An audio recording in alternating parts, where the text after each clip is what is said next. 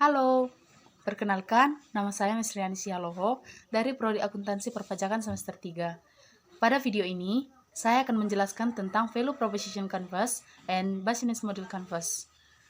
Nah, sebelum kita mengetahui hal-hal apa saja yang diisi dalam Value Proposition Canvas ini, kita harus terlebih dahulu mengetahui apa itu pengertian dari Value Proposition Canvas. Value Proposition Canvas atau VPC adalah sebuah model yang dapat kita gunakan untuk membuat penawaran yang tepat dan mendapatkan pelanggan yang tepat. Atau bisa dikatakan, Value Proposition Canvas ini adalah sebuah alat yang dapat kita gunakan untuk menentukan bagaimana bisnis yang akan kita kembangkan dengan penentuan value yang ada di dalam bisnis kita. Dalam Value Proposition Canvas ini terdapat dua bagian, yaitu untuk bagian Customer Profile dan Value Map. Di bagian Customer Profile ini ada tiga hal, yaitu Customer Jobs, Pains, dan Gains. Yang pertama adalah Customer Jobs.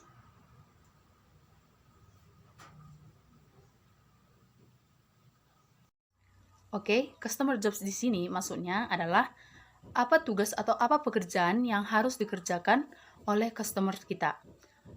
Dalam customer jobs ini ada berkaitan dengan tiga hal, yaitu fungsional, sosial, dan emosional yang dapat digunakan oleh pelanggan kita untuk menyelesaikan tugas mereka.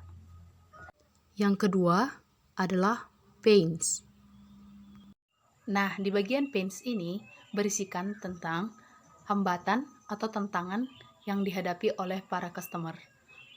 Misalkan ketika mereka kurang puas atas barang yang telah mereka dapatkan.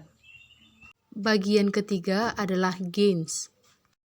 Nah, untuk bagian gains ini yang dimaksud adalah hasil atau keuntungan apa yang bisa diharapkan oleh pelanggan atas pekerjaan yang telah mereka lakukan. Setelah membahas bagian Customer Profile, kita akan membahas tentang Value Map. Bagian pertama, Product and Service. Produk dan pelayanan ini, kita akan menentukan bagaimana kita bisa memberikan produk dan pelayanan yang baik terhadap customer.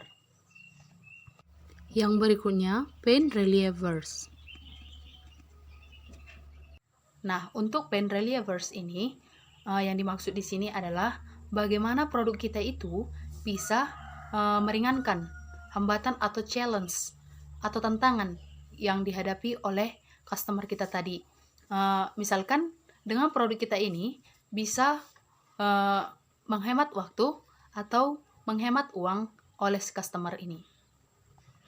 Selanjutnya, Gain Creators.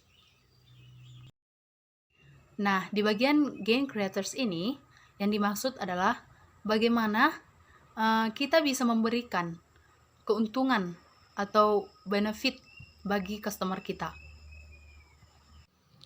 Nah, dengan pain relievers diharapkan mampu mengurangi kesulitan yang dihadapi atau pains customer.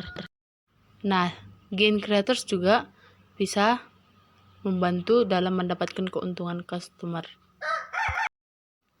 Maka dengan kedua bagian ini saling berhubungan dan memudahkan kita dalam proses penawaran barang atau produk kita terhadap konsumen.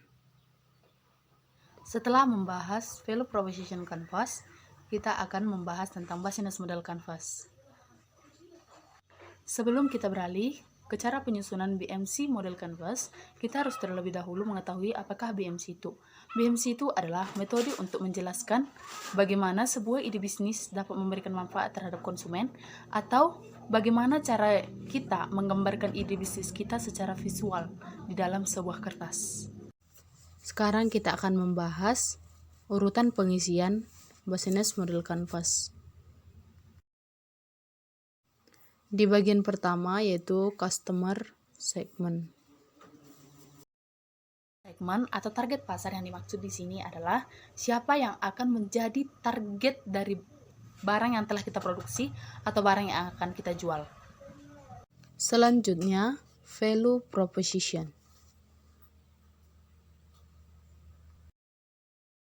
Value proposition di sini maksudnya adalah solusi yang tepat untuk permasalahan konsumen melalui produk yang kita miliki. Selanjutnya, channel. Bagian channel ini maksudnya media yang tepat yang dapat kita gunakan untuk mendistribusikan produk yang kita miliki. Misalnya bisa secara online atau web. Berikutnya, customer relationship. Customer relationship ini kita akan menentukan cara kita berinteraksi dengan customer. Misalnya bisa dengan live chat atau bisa dengan customer service. Berikutnya, revenue streams. Di bagian revenue streams ini dimaksudkan adalah dari mana bisnis kita bisa mendapatkan keuntungan. Contohnya, dalam produksi baju atau pakaian, keuntungan yang bisa kita dapatkan yaitu dari baju yang telah terjual. Selanjutnya, key resource. Key resource. Resource itu yang seperti kita tahu adalah sumber daya. Sumber daya maksudnya di sini adalah aset apa yang kita punya untuk mendukung kelancaran bisnis kita. Misalnya itu adalah pegawai, aplikasi, atau yang lainnya. Next, key activities. Key activities atau kegiatan utama. Di sini kita menentukan kegiatan apa saja yang dapat kita lakukan supaya ide bisnis yang telah kita rancang itu bisa berjalan sesuai rencana. Kegiatan dapat kita lakukan bisa mendesain produk, pemasaran, dan pemeliharaan. Berikutnya, key partnership. Di bagian key partnership ini, kita akan menentukan siapa supplier atau partner yang dapat mendukung kelancaran bisnis kita ini. Misalkan vendor atau supplier untuk produksi, brand ambassador untuk promosi, dan juga kurir untuk distribusi. Dan terakhir, cost structures. Cost structures adalah bagian paling akhir dari penyusunan BMC ini. Cost structures ini yang dimaksud adalah biaya yang harus kita keluarkan untuk produksi yang kita miliki ini. Misalnya biaya yang kita keluarkan itu biaya gaji pegawai, biaya operasional, biaya pemasaran, dan lain-lain. Oke guys, sekian untuk video saya. Jika ada kesalahan dalam pengucapan, mohon dimaafkan. Terima kasih. Bye-bye.